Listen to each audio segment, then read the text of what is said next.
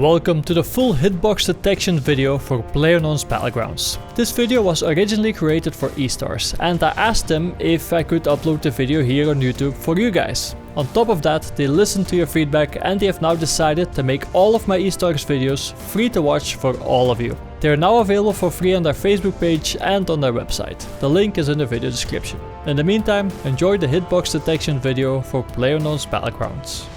Welcome to Fog of Gaming and welcome to Hitbox. Today I will show you everything that you should know about the hitboxes in Playerunknown's Battlegrounds. I'm sure that you understand that knowing where to shoot your enemy is extremely important for a pro player. The last thing that you want is to waste ammo on something that doesn't even cause any damage.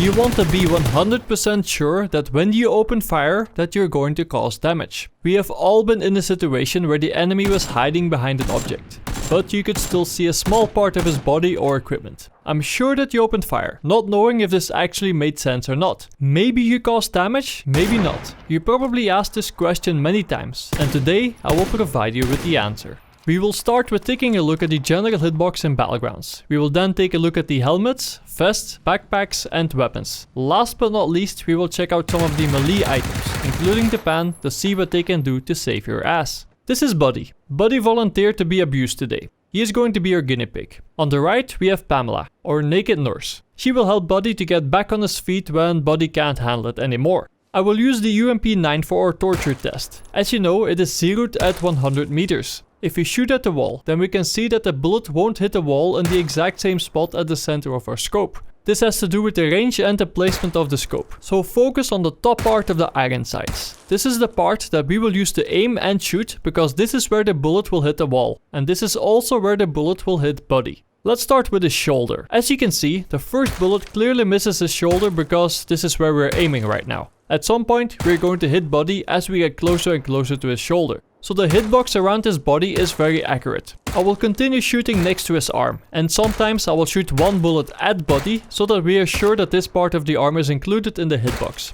As you can see, his upper arm is included, and the same is valid for his forearm. Let's keep on going lower and lower. I will now shoot at his wrist, and yes, this part is still included. Let's give Buddy a chance to recover from his torture and let's patch him up before we continue. So far, everything was exactly as we expected it to be, even his hand is included. Until we go lower. When I shoot at his fingers, then nothing happens. No matter what I do, the bullet seems to fly through his fingers. This is the first discovery that we made so far. The whole arm is included in the hitbox, except for the fingers.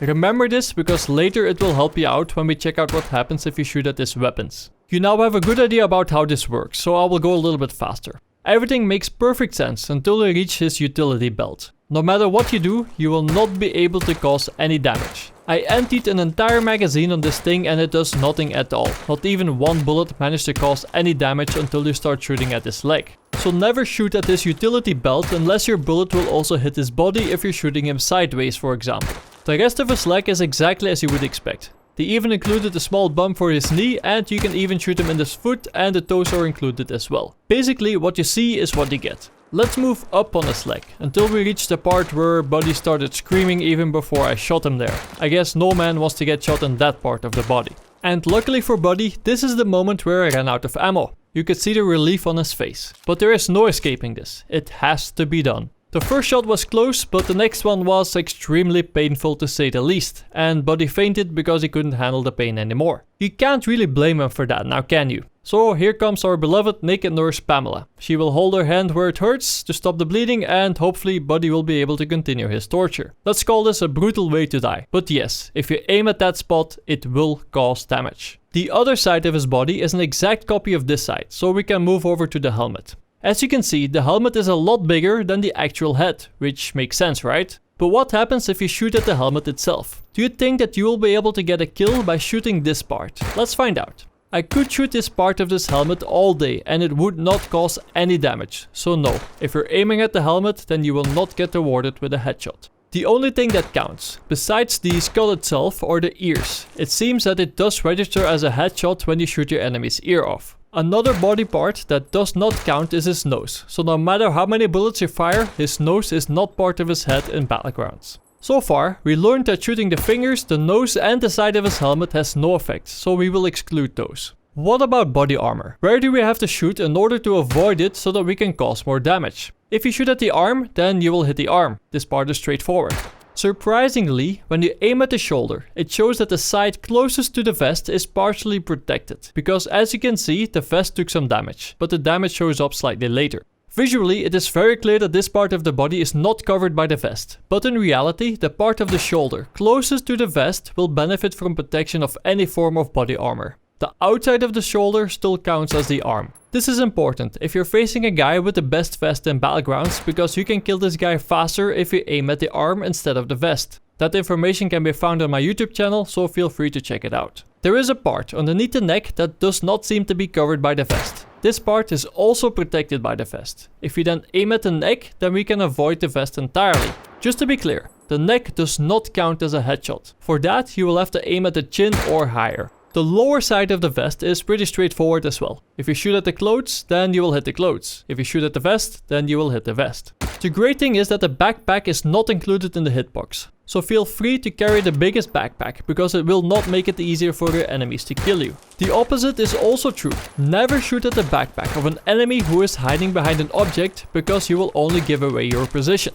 If you shoot sideways at an enemy, then be careful when you go for a headshot. The backside of the helmet does not count, and you will have to aim at the skull of your opponent in order to get awarded with a headshot. I was surprised by how much of the helmet that did not count.